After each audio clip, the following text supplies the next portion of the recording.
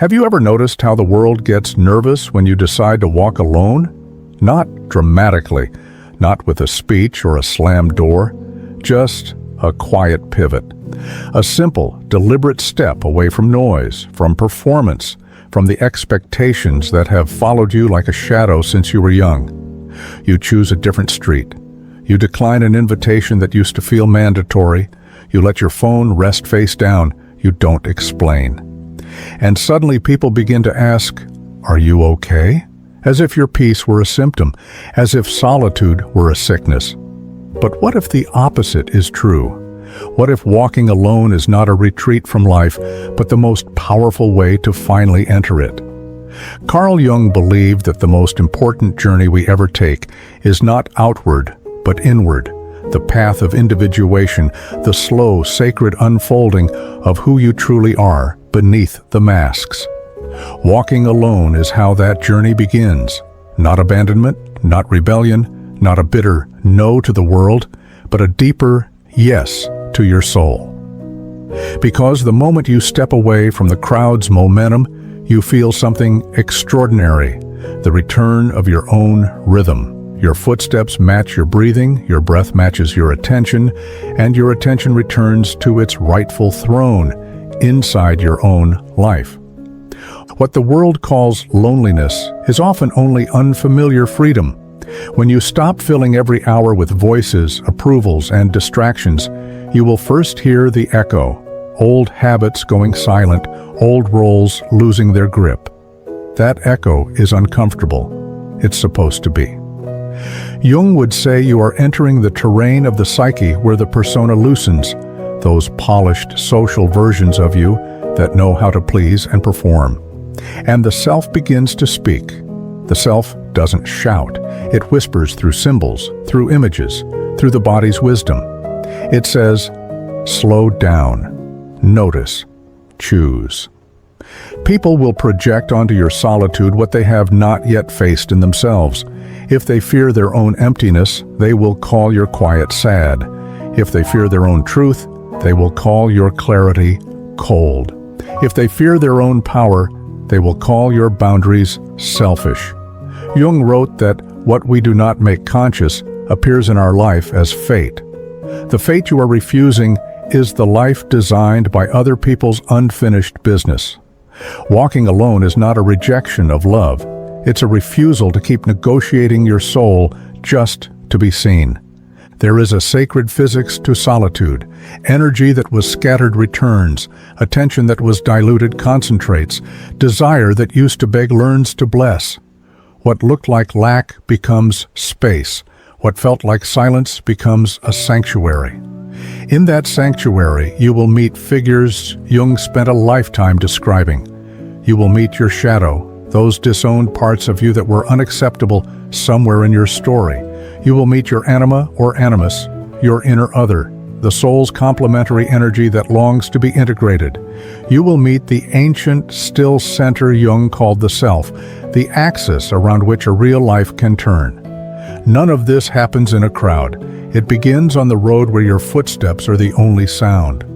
Walking alone is threatening to systems built on dependence. Entire economies are fueled by your insecurity. Entire relationships are stabilized by your silence.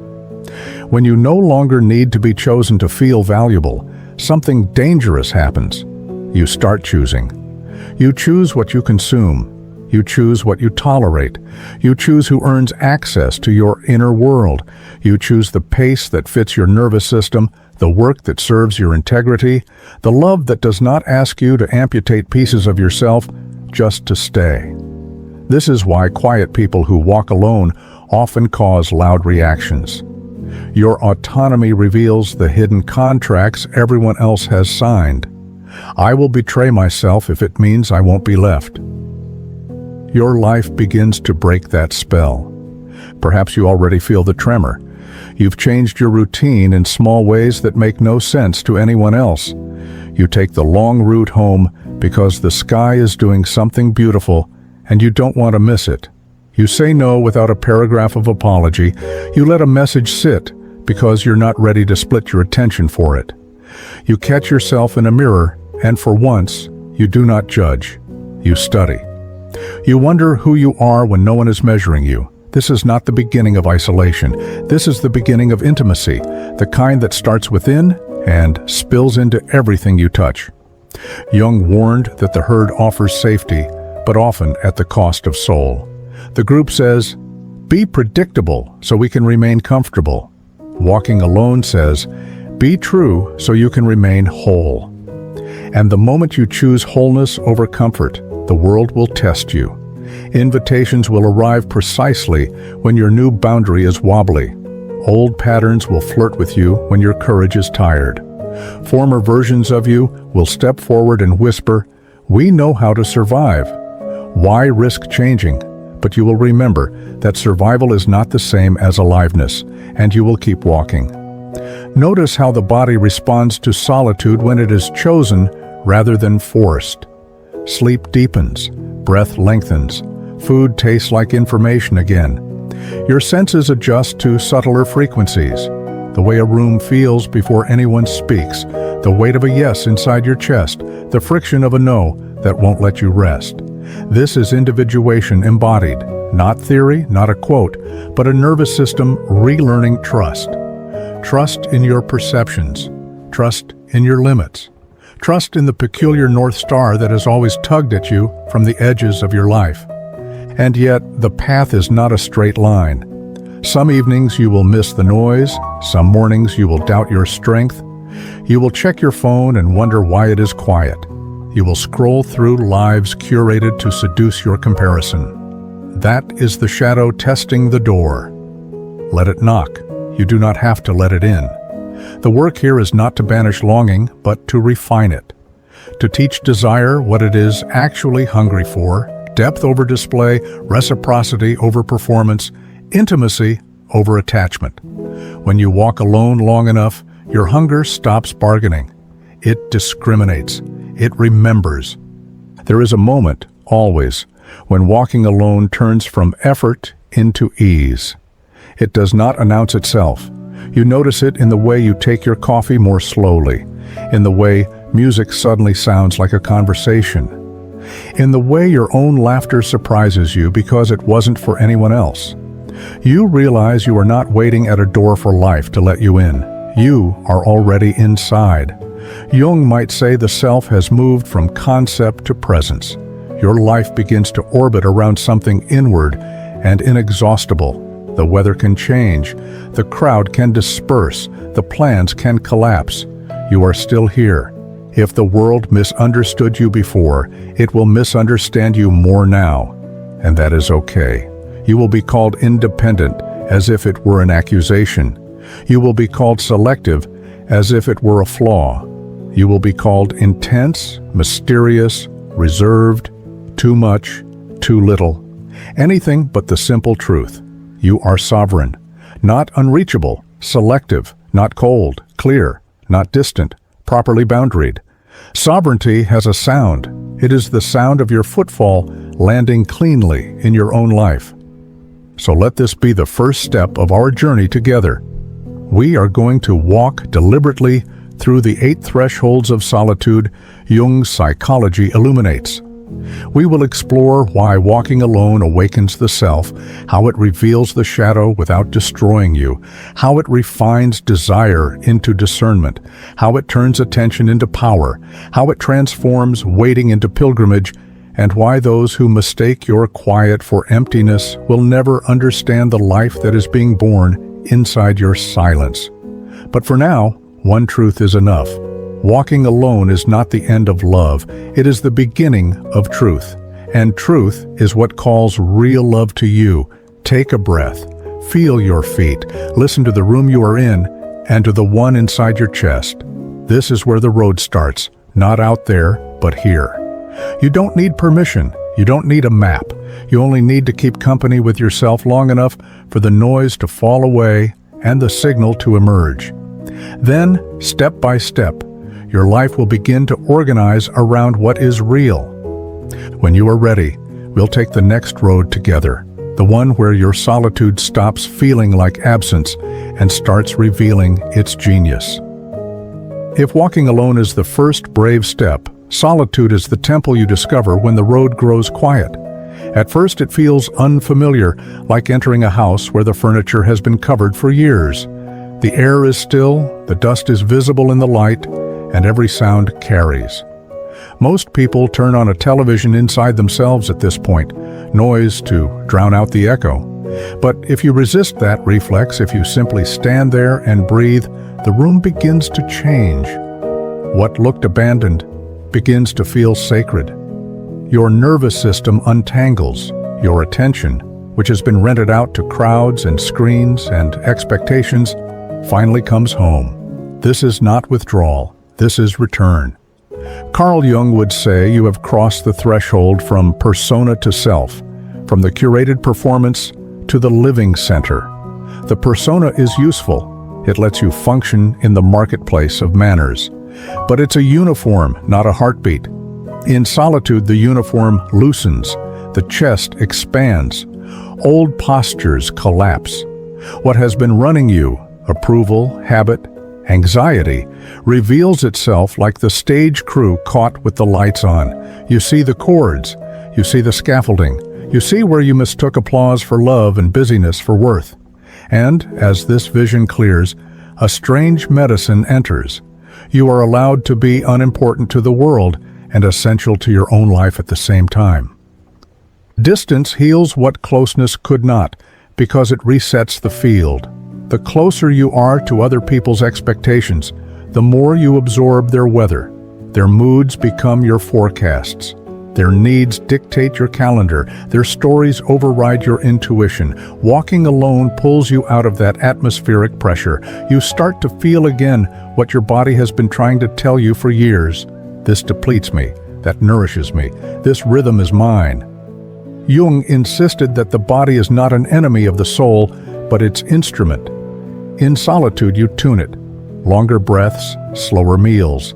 Sleep that lands like a stone in a clear lake. Even your gaze changes, less scanning for threat or praise, more steady contact with what is. And then the shadow arrives, not as a monster, but as a guest with a history. The shadow is everything you were taught to hide, to stay loved. Your anger that learned to smile, your longing that learned to joke, your brilliance that learned to shrink. In company, it is easy to keep the shadow backstage. In solitude, it takes a chair beside you. It does not speak first, it waits. If you keep your phone on, you will miss it. If you rush to fill the room, you will miss it. If you sit, it will begin to tell the story of every moment you betrayed yourself in order to belong. This hurts. But beneath the sting is relief. The relief of finally telling the truth inside your own skin.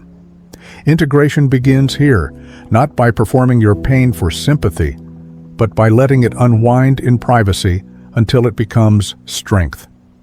Another figure steps forward when you walk alone, the inner other, anima or animus, the part of your psyche that rounds you out. If you've lived only in action, this inner other brings feeling. If you've lived only in logic, it brings symbol and dream. If you've lived only for others, it brings the courage to live from within. You begin to dream more vividly. Certain images repeat: a river, a staircase, a locked door, a lantern in the dark. Jung would caution you not to dismiss these as random. They are the alphabet of the self. Solitude is the classroom where you finally learn to read. But the mind will bargain, of course. It will argue that this quiet is selfish, that good people are always available, always agreeable, always in motion. Remember, availability is not love. Availability without essence is performance. The love you are cultivating in solitude is fierce because it refuses to let you abandon yourself in the name of harmony. You stop saying yes to prove you are worthy. You stop apologizing for needing time to hear your own life. You stop translating your truth into a softer dialect just to keep the peace. This steadiness doesn't make you harsh. It makes you accurate. Your number becomes clean. Your yes becomes trustworthy.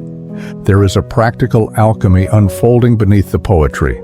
Attention, once scattered across 10 conversations and 3 anxieties at once, condenses. What you attend to grows. Where you withdraw attention, patterns wither.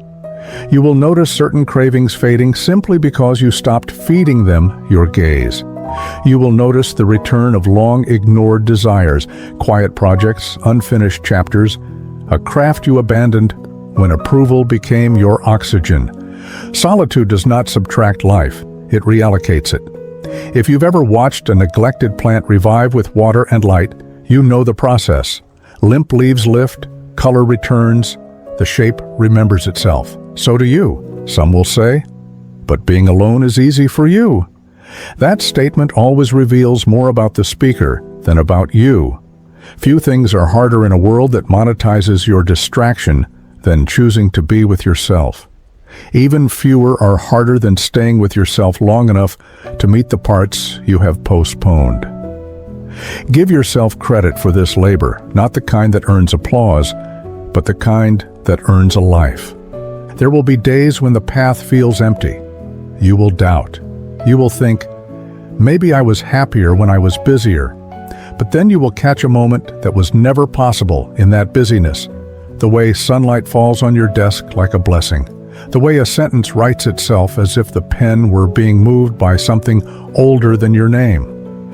The way your heart softens towards someone you swore you'd never forgive. Not because they changed, but because you did. This is the proof solitude offers. You are not simply subtracting noise, you are adding depth. And depth has a side effect, discernment. You begin to see through presentations. Performances lose their glitter. Promises without presence ring hollow. You do not become cynical, you become attuned. People feel this sometimes before you do. Some will lean closer because your steadiness feels like water in a dry season. Others will step back because your clarity exposes the bargain they are still making with their own shadow. Do not chase either reaction. Your task is to stay faithful to the sanctuary you are building. The right company will recognize its architecture and knock gently. If you need a simple practice to anchor this phase, let it be this. Choose 1 hour each day that belongs to no one but you, not to work, not to messages, not to crisis. Guard it like a vow. Sit, walk, write, breathe. Do nothing efficiently. Let the hour widen your life by refusing to fill it. This is not an indulgence, it is maintenance. Fire needs space around it to breathe. So does a soul. In time, the sanctuary of solitude stops being a place you visit and becomes the ground you walk on wherever you go. You will carry its climate into rooms that used to disorient you. You will answer more slowly. You will leave earlier. You will smile without explaining why. You will feel the old hooks try to catch flattery, guilt, urgency, and you will feel them slide off because there is nothing left in you that needs what they promise. That is when walking alone becomes power in the truest Jungian sense, not dominance over others, but dominion within yourself. Keep going.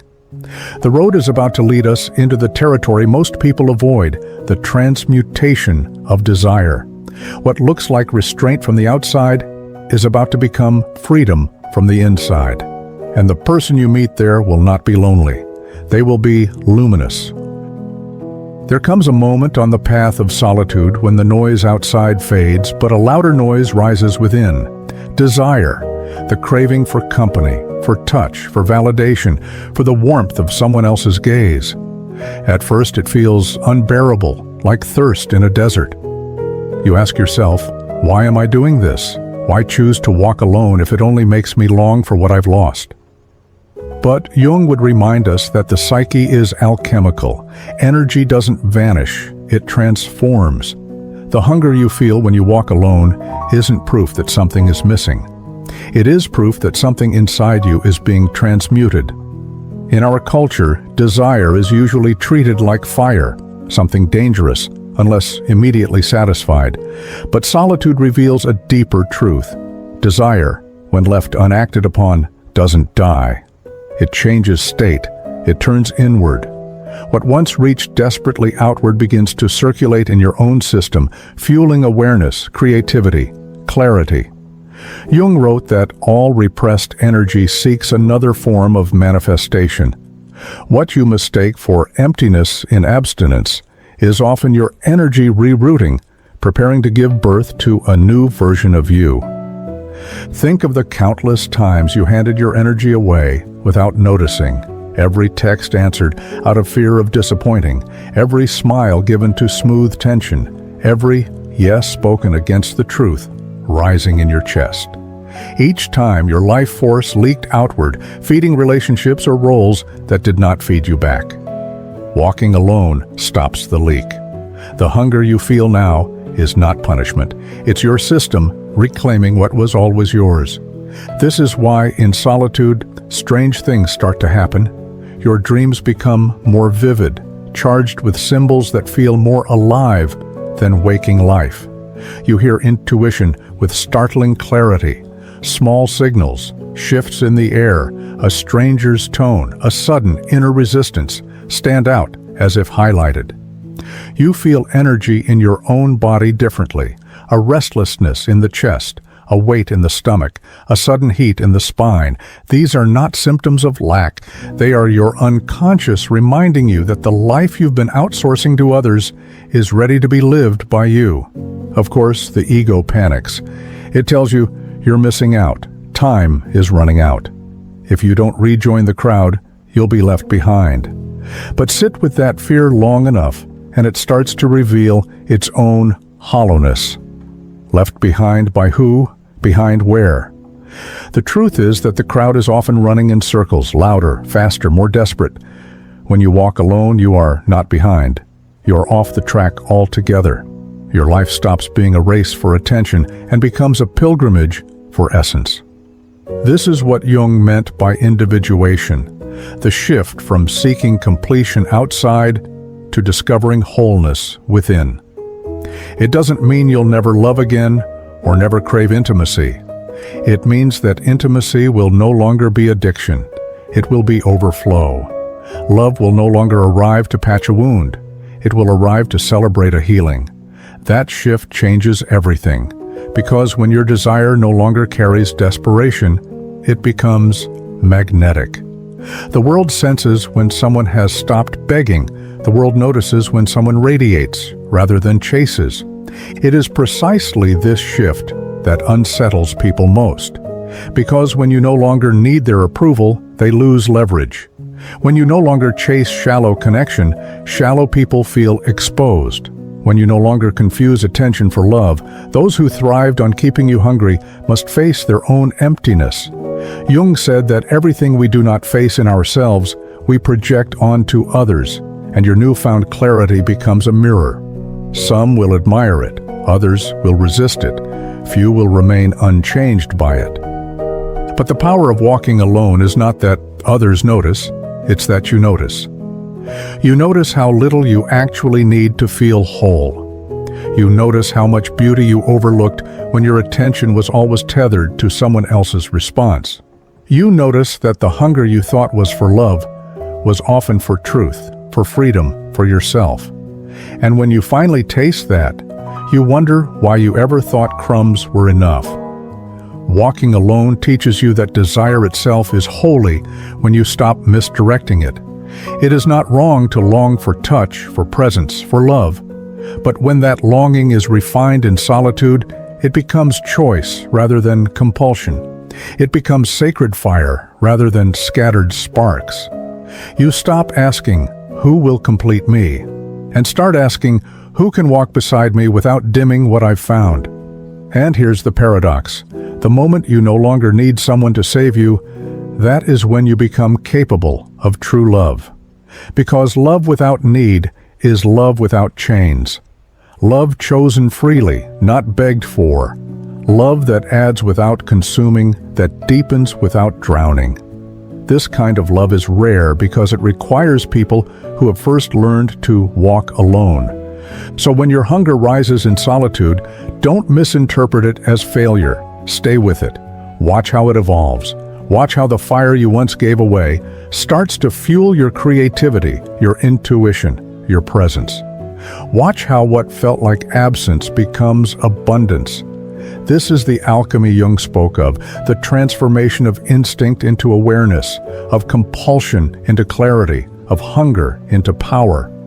And once you've tasted that power, you will understand why walking alone is not just an act of independence.